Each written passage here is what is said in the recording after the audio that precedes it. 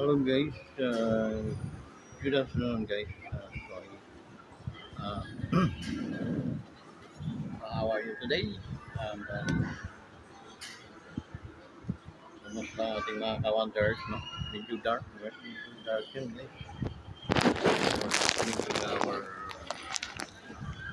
wala, yun na lang natin. Yun guys, uh,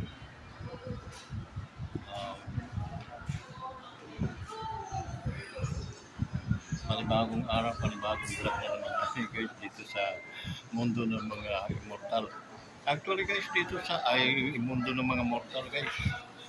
Actually malapit na naman sila sa kanilang malapit ng kanilang anti-disperas na sa kanilang Paskuhan guys. Today calendar nila guys is December 23, no? The year 2024. So for a matter of change na naman sila ng kanilang year and a year, and then from 2024 up to 2025 ina-update ko lang kayo guys, lalo na mga ka-wonders natin no, na nandun sa ating mga planeta. Okay? Ina-update ko kayo para at least alam ko napapanood nyo ako sa ating mga saan-saan mga ilog kahit tubig ang karagatan. Yun ang pinaka-screen sa amin yung guys.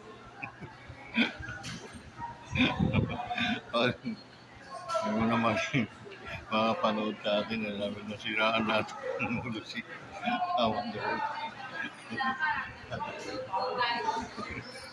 Kasi nagpapanggap siya immortal at nandun siya ngayon sa mga lugar na immortal guys. Okay. Yun, no? Shoutout sa yung lahat, ang ating mga unang-una shoutout natin ang ating idol na immortal din, na hindi namin ka planeta ay ibang planeta, mga malulupit na pinanggalingang planeta na si Idol Janril Casimiro. Si Angas ng Pinas, ang tunay na monster. Okay? Kaya tunay na monster, walang natatakutan yung tao. Okay? Samantala yung nagmumunster na po nangingin, ayaw magipagpanggaan, magipagpasagan na mukha sa kay Janril. Alam niyang may tulog siya doon, no? So matalino din yung monster ng monstera ng Japan, pero nakakahiya yun. Tatapatin kita monster ng Japan, nakakahiya yung title-titlean mong monster. Okay? Ang monster walang kinatatakutan, kaya ang tunay na monster ay si Janril Casimiro ng Pilipinas. Alam niyo bakit? Hindi siya natatakot makipagbasagan ng mukha sa'yo, no? In fairness, talagang inaabangan ka at inahamon ka talaga, pero you are umi-escape ka, no? So paano ka naging monster niyan? Nararapat lang talaga sa yung turtle, a little brain turtle. Okay? May kabado ka palagi, okay? Wala kang tiwala sa sarili mo. That's why nag-escape ka palagi sa hamon, no? Hindi ganyan ang monster. Message to the Japanese turtle. Okay? You are not a monster. You are a turtle, a little brain.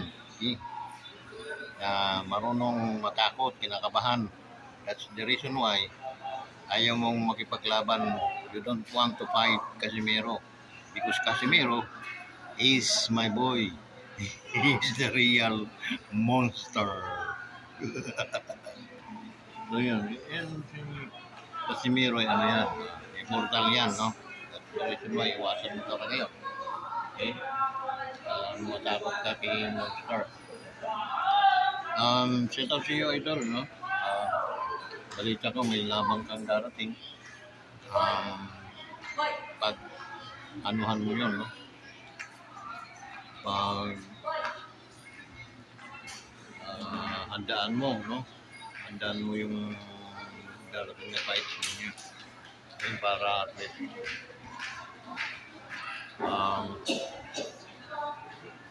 may alam ko namang kaya mo. Okay? Dahil lalo na immortal. Kaya mangyayari, ano, wag kang magkukumpiyansa palagi. Okay? So, ay always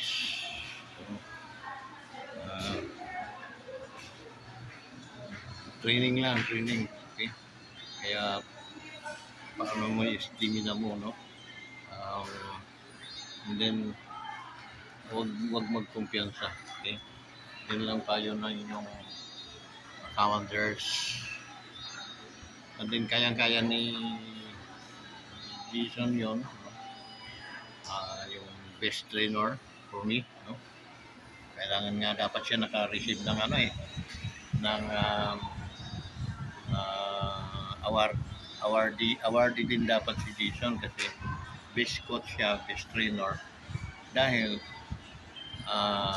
nanalo yung kanyang brother. Siya yung nag-manage, siya yung nag-train. So, mayroon dapat siyang reward o awards. For me, kung ako yung nasa sports na may hawak sa boxing, bigyan ko talaga ng awards yun. Kasi kung ano man achievement ni Idol, ni John Ren, achievement din yun ng buong team. Kaya may karapatang maging best trainer si Jason. Okay. Sa lahat ng Casimiro team, shout out sa inyo lahat at Idol, Merry Christmas. Okay? In advance, naunahan kita.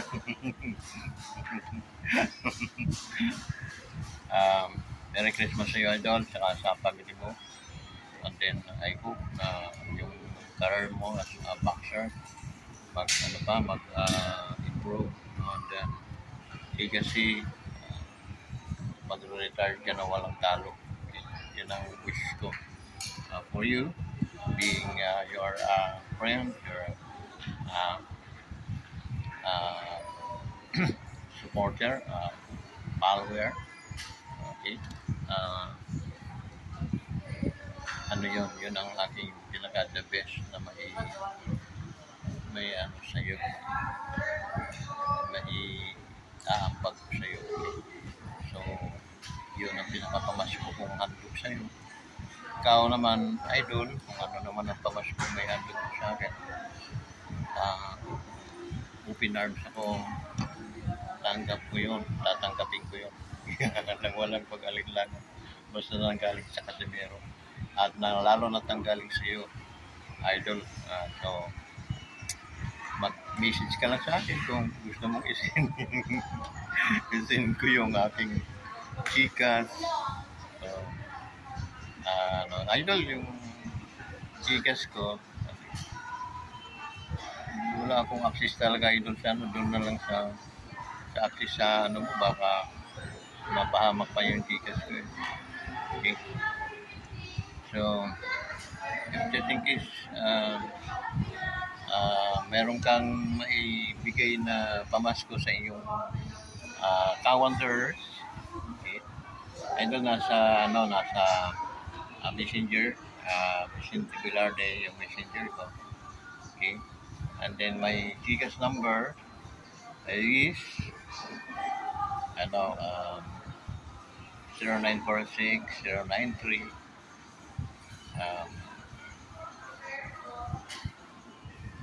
8342.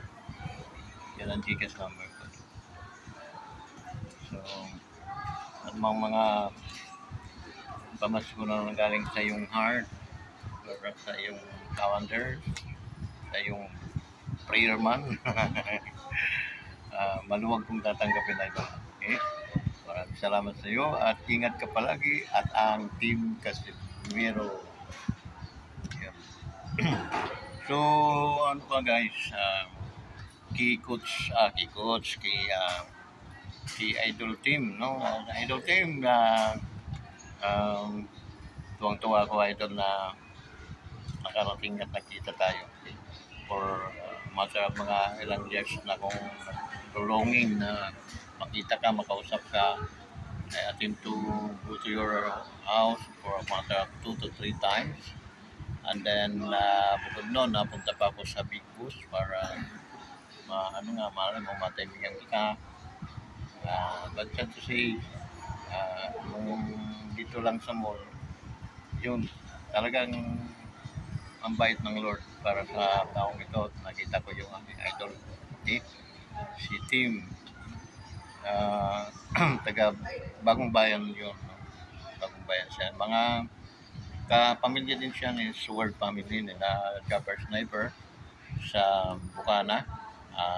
Advance happy birthday din sa mga Sword families, no? Siyempre, hangad ko palagi. And then, Merry Christmas and Happy New Year. My wish is sana mag-unlad pa yung inyong views, inyong mga kinikita sa YouTube para at least matugunan yung mga pangangailangan ng una family, at the same time yung mga nangangailangan dapat nating tulungan. So yun naman talagang iniim ng mga vlogger. For me as a vlogger, as an entertainer, as a content creator, may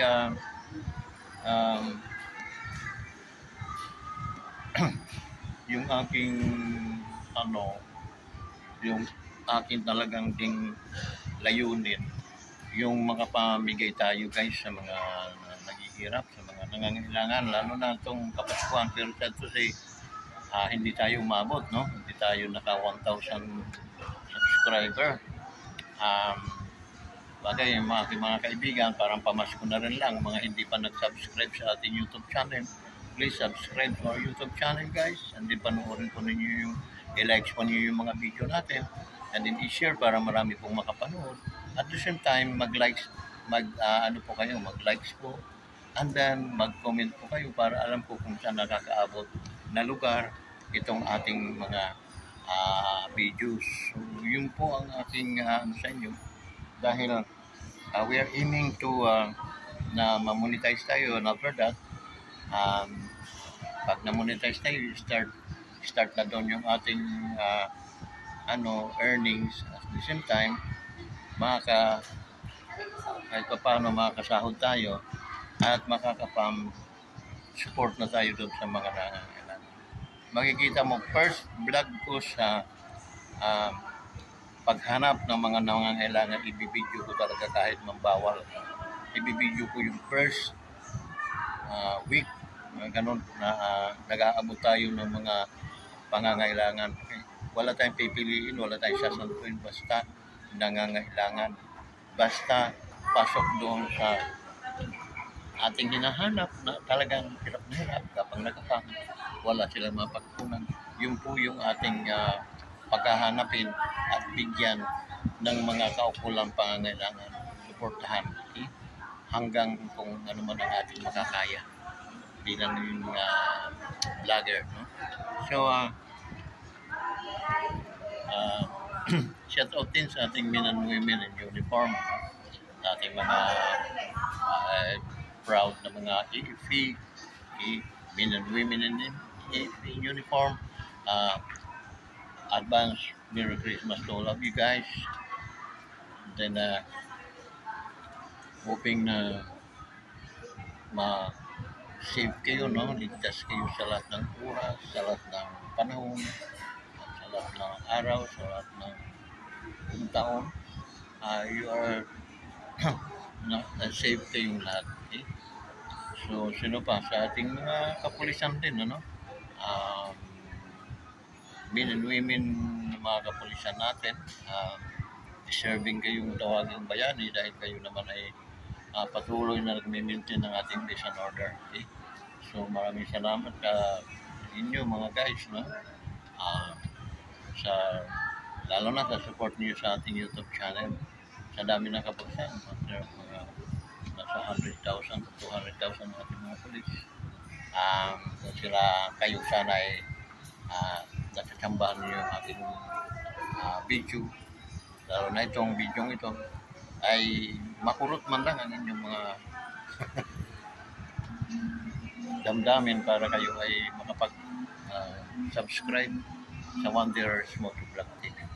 Wanderers Motovlog TV. So yun, no? Salamat at sana kayo ay palaging ligtas. Okay? Men and women na ating mga kapulisan. Okay? So from the higher rank to the lower rank. So Merry Christmas to all of you. An advance happy prosperous New Year. Okay? Yun, ano pa?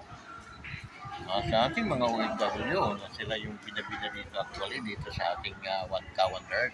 Simula na nag-start tayo guys, when nakapagawa tayo ng video for about 500 something, no? 500 something na videos natin, or I don't know, baka 600 na, no? Mga videos, so, napakarami. Wala akong linaktaw na videos na hindi ko pinupuri at pinapasalamatan at sinashout yung ating mga OFW. Dahil sila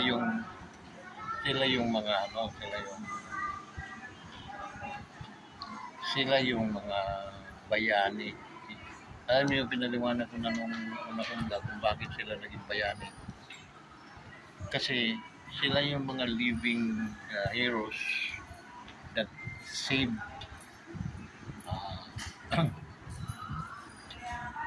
nililigtas nila ang ating bansa sa pagbagsak ng ekonomiya. Because ang trabaho ng mga OFW dahil sa kanilang mga remittance, nakakatulong yun, nababakapan nila yung pagbagsak ng ekonomiya ng Pilipinas, nababakapan nila, kinaitutulak nila pataas hanggang sa naging balanse at medyo hindi gaanong mababa, hindi gaanong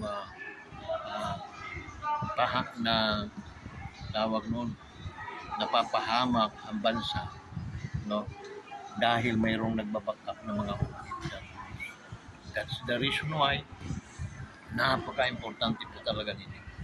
Without OFW cracking down yung ating bansa, okay? There is no we Philippines can stand in his own, no? Without OFWs. Take note, okay? The Philippines government, how important the OFWs. That's why kindly respect them. Protect and assure them safety, okay? And special caring to our OFWs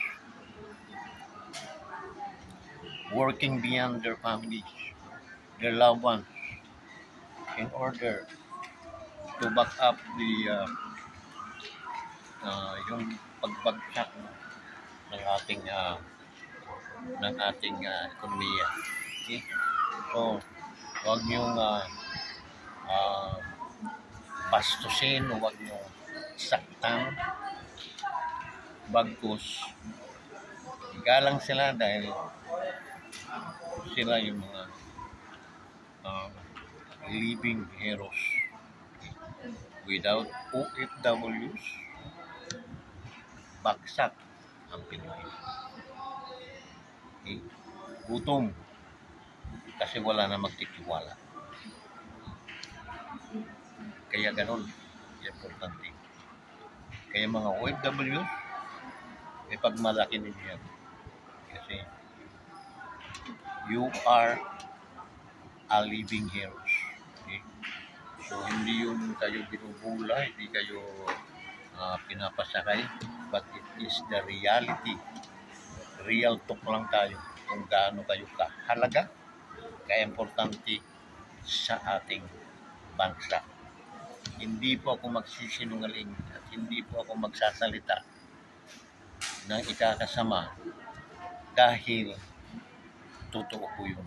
Without OFWs, wala na. Ika nga. Urdoy na ang Pilipinas. But, thank you so much for the effort of our OFWs. They are beyond to their families, their longing, no? Nagkakaroon sila ng mingaw, no? Miss nila ang kanilang pamilya. Ngunit, hindi nila yan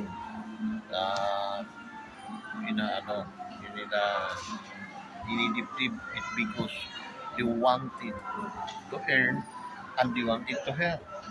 Okay? So, ganun ang kanilang nasa isip nila.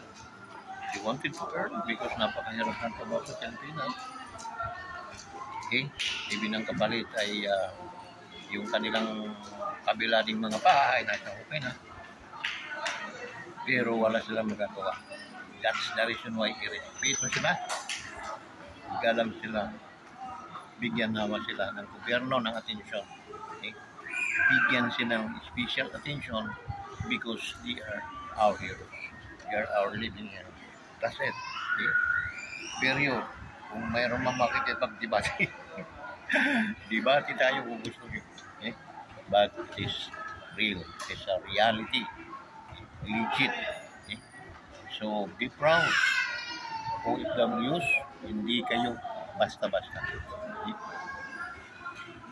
Ang laki ng utang na loob ng ating bansa sa inyo. Okay? So, dapat lang din kayong batiin ng Merry Christmas. Okay? And more healthy and prosperous New Year to all. Your friends, calendars, nagpapasalamat po ako sa inyo. Kahit paano may mga ilan, mga OFWs nagtiwala kay calendars. Okay? We are mga nag-subscribe, although hindi nila ako nakikita, hindi nila ako dito lang sa videos, mga videos natin. But they know, nagtiwala sila. May iba pa nga dyan, mga solid walang butas. So maraming salamat po talaga sa mga OFWs. Sana mapanood nyo itong ating video ito para at least mag-penetrate sa inyong mga puso kung gaano kayo kahalaga, gaano kayo ka-importante sa bansang Pilipinas. Okay? Dahil hindi po yung pambubulat, hindi po yung pang-uutos sa inyo, bagkos panindigan po ninyo. Huwag po kayong tumungo.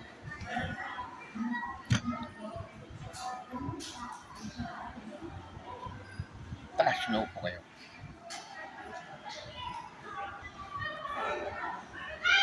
Dahil kayo yung mga buhay ng mga bayani na nagsasalba sa ekonomiya na ayun. Merry Christmas. Once again, prosperous New Year to all OFWs. So kindly, if hindi pa kayo nakapag-subscribe sa ating YouTube channel, please subscribe and help support our YouTube channel by likes, yung thumbs up, pindutin na po niyo likes, and then kindly share para marami pong makakapanood dito mga kapwan yung mga OFW. Pag nag-meet kayo, pakibida-bida naman na mayroon palang counters na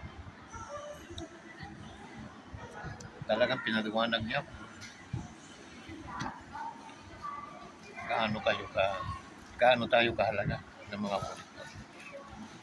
Kasi mas marami tayong nalalaman o narinig na binabalasubas ang ating mga OFW. And I hate that.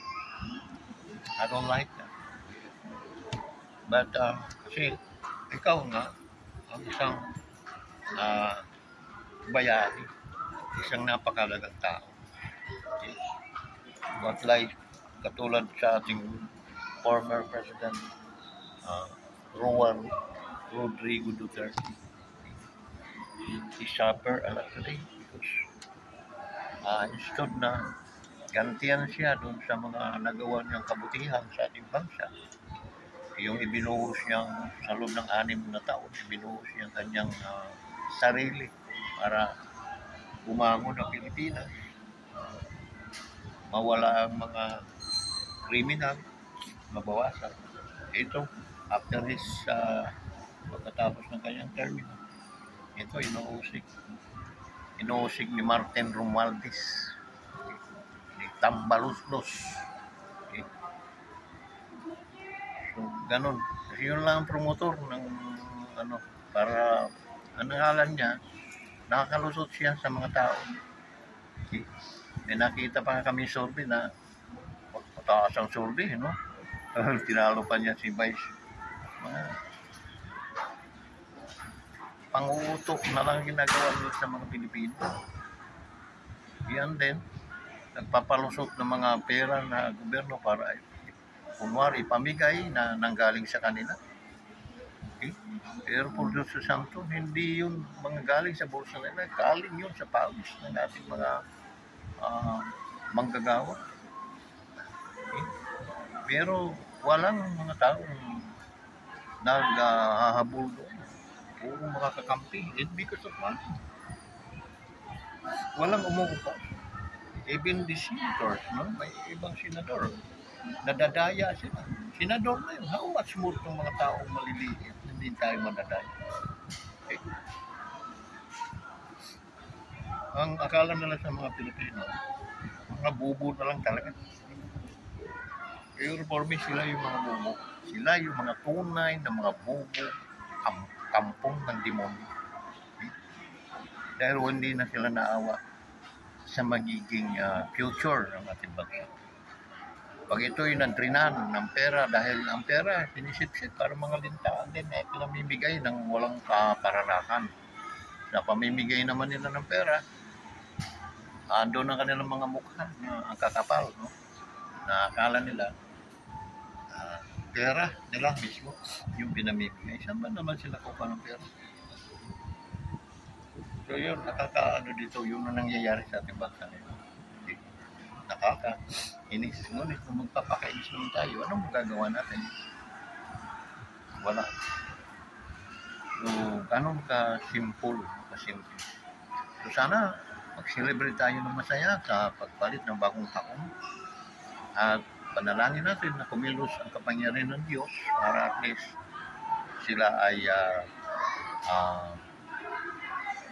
sila ay turuan ng leksyon, parusahan sa kanilang mga pagkasalanan, and then bigyan ng justisya ng mga nagawa nilang mali.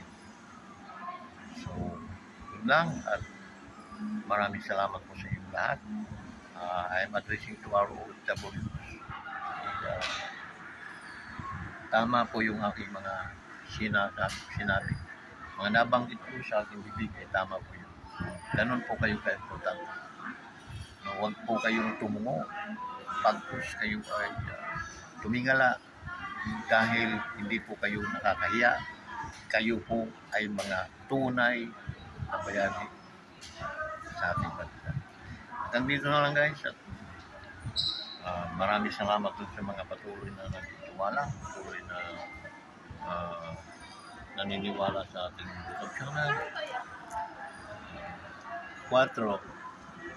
Then, patnubayan nawa kayo ng Panginoon. At then, maraming salamat sa pag-like, pag-subscribe niyo sa ating YouTube channel. Please support. Mayroon, pero hindi malamig. Wala. So, dito na lang guys. Maraming salamat. Bye-bye!